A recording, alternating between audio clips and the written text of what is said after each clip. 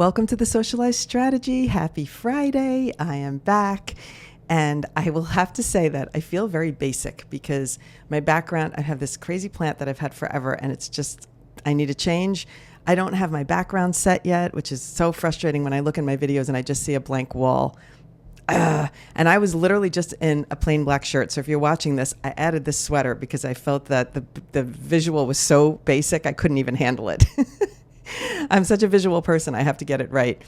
And I'm going to tell you a couple of things. So the wall behind me, it is a blue color, but for some reason on my videos, it's looking very green and I'm not happy with it. So that's why I haven't hung anything, because I'm picking another color and I'm going to make it bluer before I start putting any decor up. So we're in a little bit of a holding pattern. I like to do things and I like to go fast and get it done. So this is so difficult for me when it's like, I have to wait till the paint's done before I can hang, before I can replace the plant, whatever.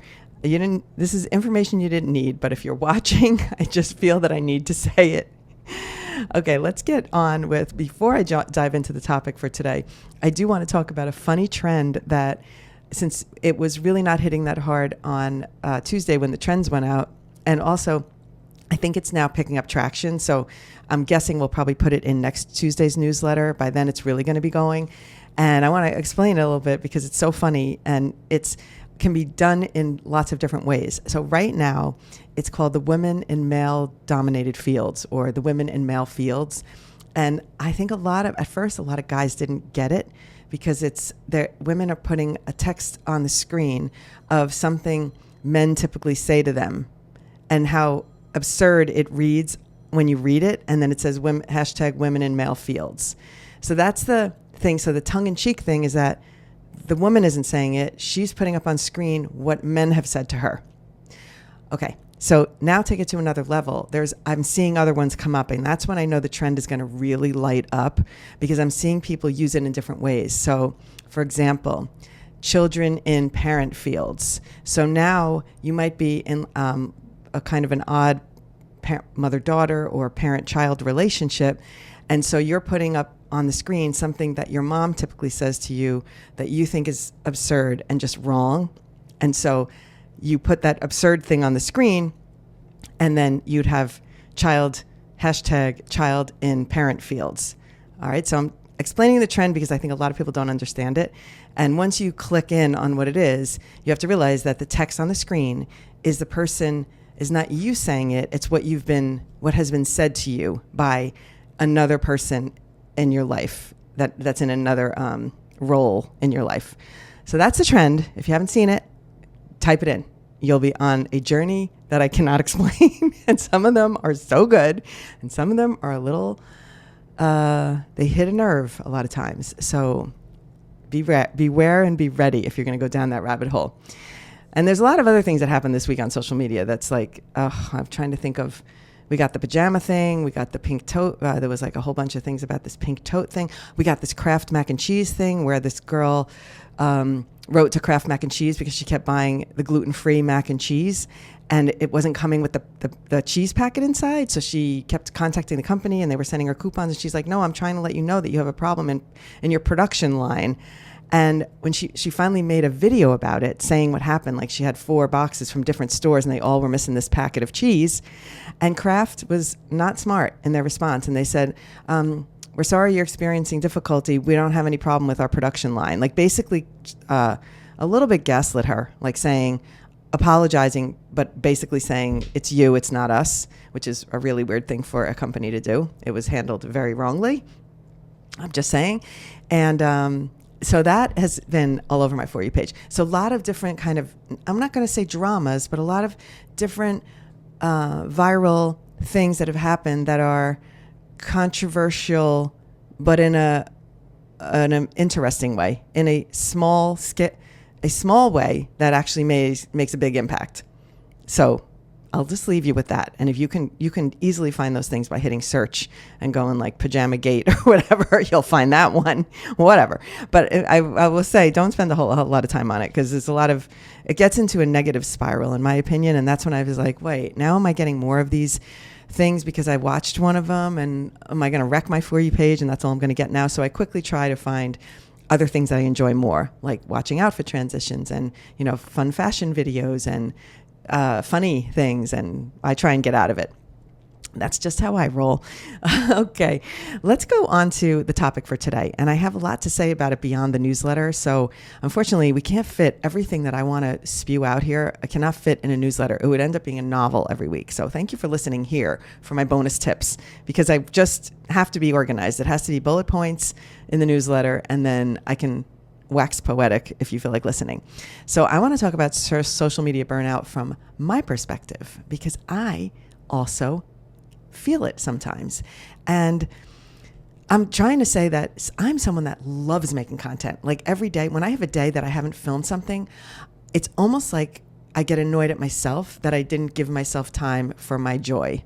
That sounds maybe a little crazy, but my things that I like to do outside of the work things that I do, that I have to do, but I really enjoy exercising, or maybe going for a run or something. I know I'm one of those crazy people that enjoys it. It's something I look forward to doing, and I feel good after it. So I know it's always going to benefit me, because I'm always going to feel good after. When I'm making content, I have the same little endorphin rush, or whatever it is. Yeah, endorphin rush, because I enjoy it. And it's like, oh, I captured that. That was so cool.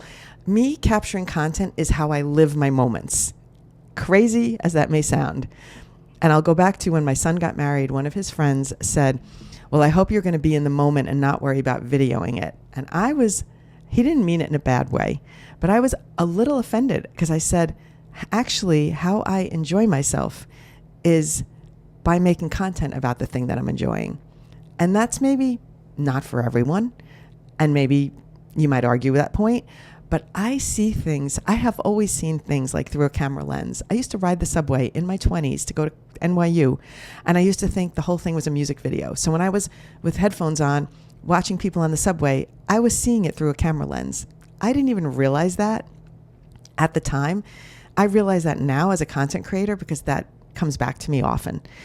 So I do think that the best of us that love the content creation can still feel like it's a hamster wheels that you can't keep up with. And for me, I get more frustrated that other things got in the way of me doing my fun thing, versus I'm lost and I can't think of anything. So there's two different types of burnout. There's the kind where you are just out of ideas and you're like, blah, I can't figure it out. And the kind where you're like, I didn't have time to do it because so many other things got in the way, so I didn't have time to be creative. And I tend to experience the second one way more than the first one. But on occasion, when I come back if I'm on vacation and then I'm back from vacation, and recently when I went to Tahiti on the sailboat, it took me almost 3 weeks to get back in the swing of it when I got back. And mainly because I was making only fun content when I was away. And then I had to come back and think back to my strategy. I want to make tutorials, and I was blanking out on what tutorials to make. But then my life wasn't as fun on the sailboat, so I couldn't think of fun things to post. And I experienced it. I was like, I think I'm maybe for the first time in my life having not writer's block, but like creative block burnout, where I was like, what am I doing? What am I going to post? And so in the newsletter today and on this podcast, I'm going to take you through some bullet points of how you can overcome. But before I even go into those bullet points, I want to give you my extra things that are not included in the newsletter that I find helpful for me personally. So these are not apply to everyone types of notes. These are just my personal things. And maybe if you relate to this, it'll help you too. So I always say the group exercise thing gives me like a jump start on my exercise. And then I go to a group class, 1 or 2, and then I'm like, now I'm back in my game and I could do my video exercise classes again. And I feel like I'm in the mojo. And then if I start to feel like, I'm not doing the video all the way through because I'm getting like, there's nobody here to pressure me into finishing it, then I go back to an exercise class in a group session, and then I get rejuvenated. So lately I'm relating a lot of things to my exercise classes, but this is important. So when I feel social media burnout and I start to feel like, I'm not really as inspired, I like to talk to people about it.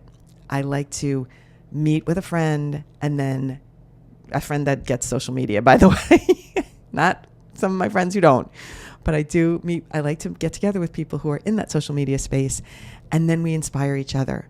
And then we talk about like our frustrations, but then also we start to get creative. I'm like, we should do a video together, la, la, la, la, la. And the next thing you know, my wheels are spinning and my mojo comes back. So finding a friend, phone a friend, as they say in that game show, whatever. Try and connect with someone who you can inspire each other, get connected with, and start to feel that creative juices flowing again. And the next thing you know, you're back. That is such a good one. And that's what I find a really, really helpful one for me. So that's the first. And the second thing that I'll tell you, and this is just related to things that are happening studio-wise for me, but when I go to group things, I always think when I'm in those group exercise classes, I'm like, man, those fitness instructors are always the fittest people. And they're always in the best space because they are in it because they have to be. So that's how they're making their living. They're exercising and they're teaching exercise. And so, of course, they're going to be the fittest people. And of course, they're always going to be able to stay fit. So in the same way, as a creative person who is teaching people and now starting a studio, I think that I've just given myself a much more fun type of hamster wheel to be on, because I'm not just thinking for myself now.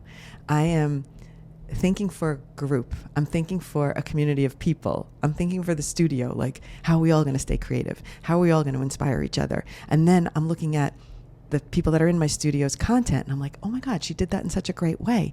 That was such a fun video. Oh wow, he took that to a grocery store instead. How much fun was that? So I think that weirdly, I have somewhat solved my burnout potential by putting myself in a position where I'm always going to be inspired to, even if it's not for myself, now I'm inspired to help other people, which will then help me back again. So it's like I'm the fitness instructor. Hey, only it's not fitness. Maybe I should learn how to teach a fitness class too while I'm at it.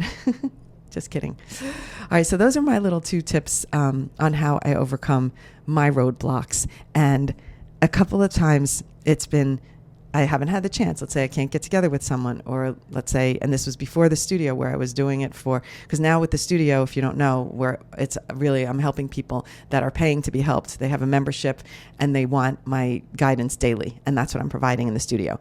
But if I think back to before this, so you're just a creator, you don't have the opportunity to teach people, and maybe you don't have someone near you that can be your friend, your buddy.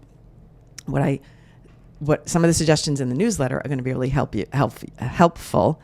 But for my own thing, I start to just say, I'm not going to create today. Today, I'm just going to scroll. Now, in the newsletter, we also suggest taking a break from the scroll. But personally, for me, if I'm in a slump of creating, it's better for me to say, I'm not going to post a video today. I'm just going to look at videos today. And when I look at videos, then I tend to save things that are like inspirational. I might want to try something like that, or I should use that sound when I'm in a mood again. And so it's scrolling. It's not a bad thing. Like just scroll and have fun. And that will help you a little bit. That's how I solve mine. Okay, let's get into the bullet points on specific things that you can do and maybe try some of these to see if it helps your content block so that you don't get burnout, especially over the holidays when it's like pressure, a million directions, presents, holiday frenzy, all the things. The stores get more like anxious, you're in them and you feel everybody's tension. So that's really hard. So, and it's hard to quiet that down. So here's some tips to help you stay in the game without burning out. First is the opposite of what I just said. Set aside scroll-free time. So get yourself out of the zone. You can either decide to go in the zone and do that for a day, or take yourself totally out of the zone. Put yourself into a position where you're walking or you're out and you're getting together with friends. You're doing something in real life.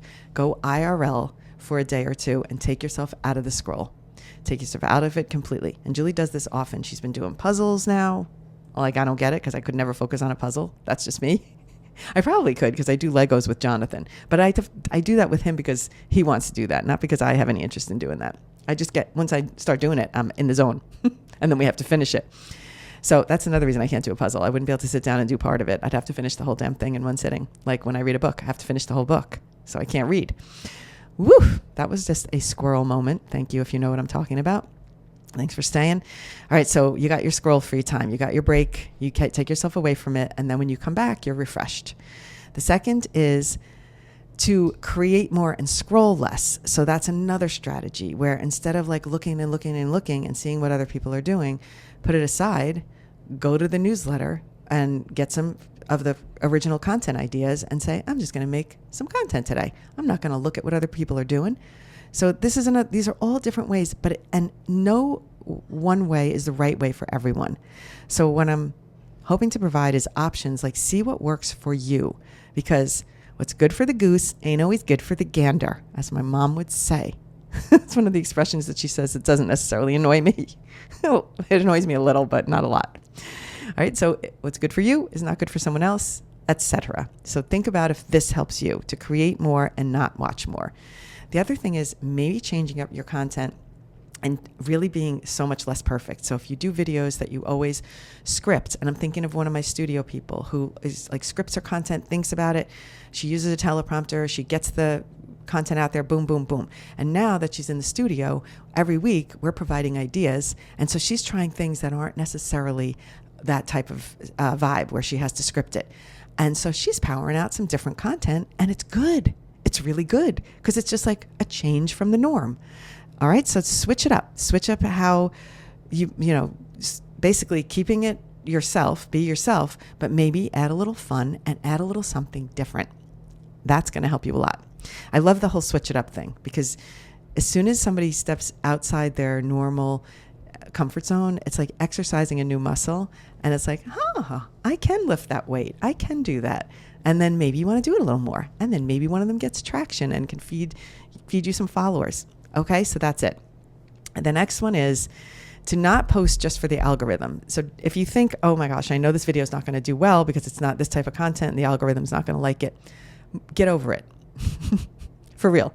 I have lots of videos that have very few views, but I like them.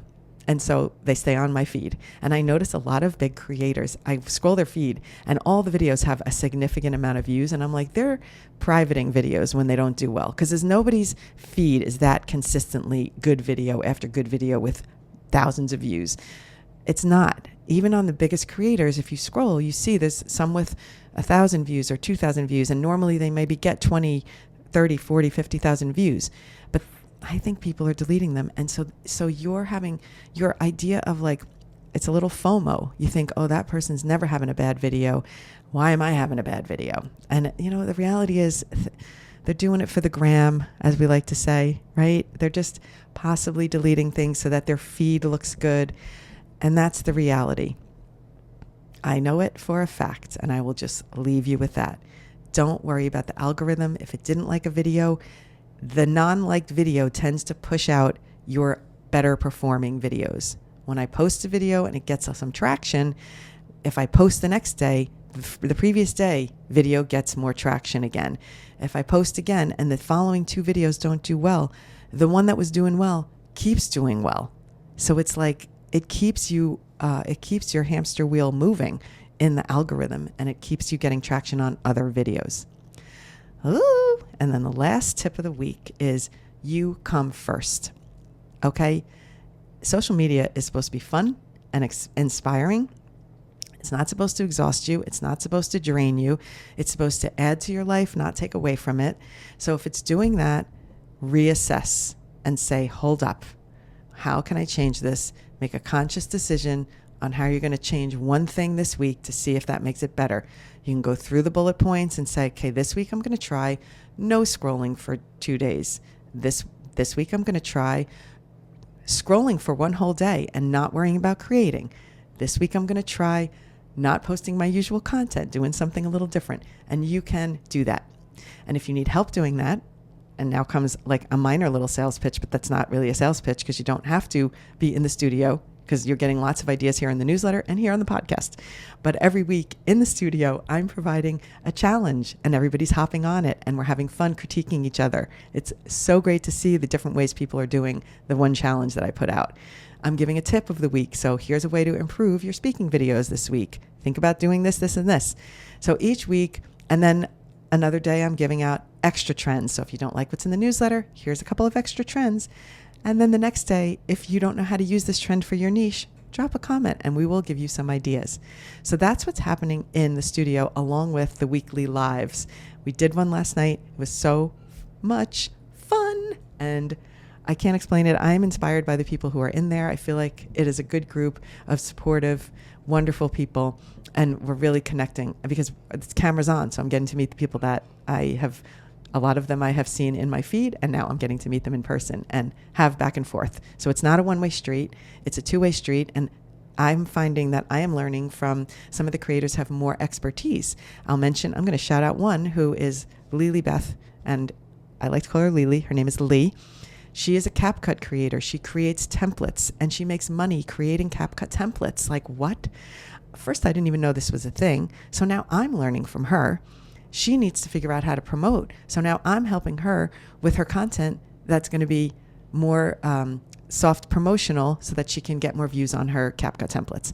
So I think that the group is greater than the individual, right? The whole is greater than its parts. So even though it was a struggle for me to figure out how I was going to be able to serve a large group of people, I'm just happy that Julie and myself and our social studio manager, Mayan, have just put it together in a way that is so doable for me as a teacher and for you so that you get more personalized help instead of generic help. Like I don't like when you join our program and you pay a monthly fee and all you're getting is like a PDF with some suggestions every week.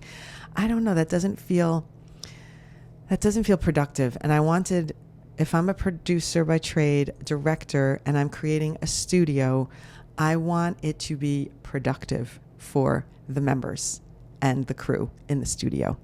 And enough said. Have a wonderful weekend. I'm too inspired and I have to stop. I promise you, I keep saying I promise you I won't talk about it anymore, but I can't help it because I love it.